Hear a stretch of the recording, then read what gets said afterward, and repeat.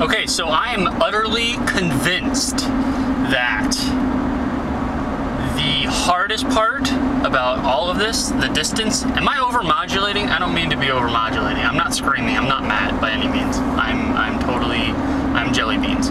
I'm convinced that the hardest part about this long-distance relationship is the fact that when we have squabbles, we have no means of having make-up sex. And while it seems as if I'm putting like an ultra-high importance into make-up sex, for me and for you, I imagine it's the same way. Make-up sex is very vital.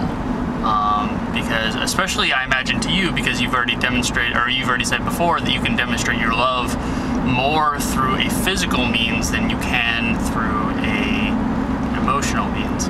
And so we didn't pick up again this morning. Like I managed to keep a very kind of logical head about it and managed to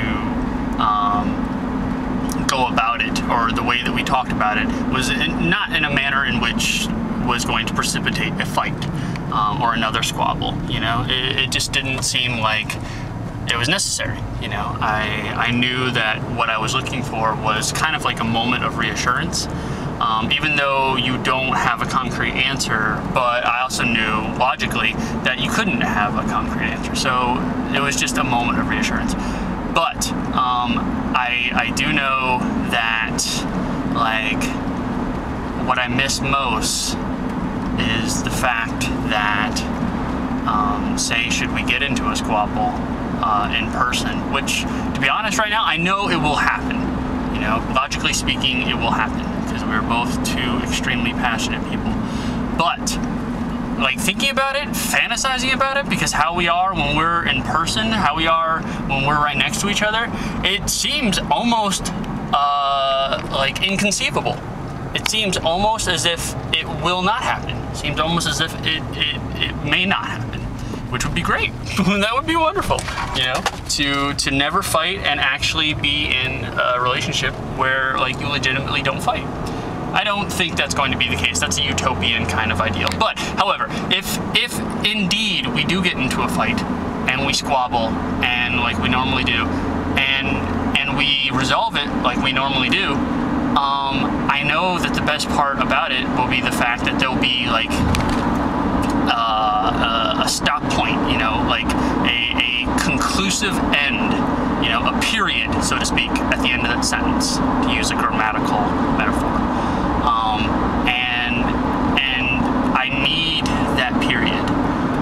So that's why I cannot wait until we were actually together, because like if we ever do get into squabbles or fights or so on and so forth, like we'll be able to use that to our advantage and use that to basically get over it. Because like in my mind, it's just like a smoker who always smokes after a meal. I don't know if you've noticed, but most smokers, just about all smokers, I was certainly one of them, when they eat a meal, when they're finished, they smoke.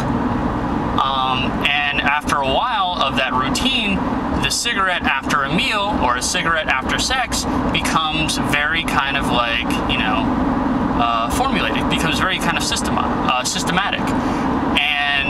And so that's why actually a lot of smokers gain weight when they quit smoking, because when they eat and when they've finished eating, they don't have that conclusive end, you know, that cigarette. It doesn't serve as to the brain that, okay, this is when I stop eating. And so they continue to eat, and they eat more than they should. And to me right now, like, make-up sex is what I need. I mean, like, I'm fine right now, like, I'm totally, you know, jelly beans, but like, that is what I miss most about our situations and about our squabbles, is because it seems as if the make-up sex would restore us.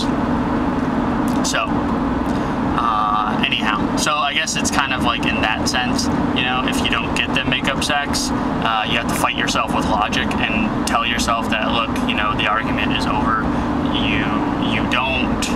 You don't feel completely resolved because there isn't that physical aspect, that physical kind of love that you can, you know, resort to at the end of the argument. And because that hasn't happened, you still kind of feel a little bit miffed, like you're still holding on to it a little bit. And, or I do, I don't know if I'm speaking for you. And so I basically have to talk myself down and tell myself that, like, look, you know, logically, you're okay, dude. Even if you don't have that cigarette, so to speak. So there you go.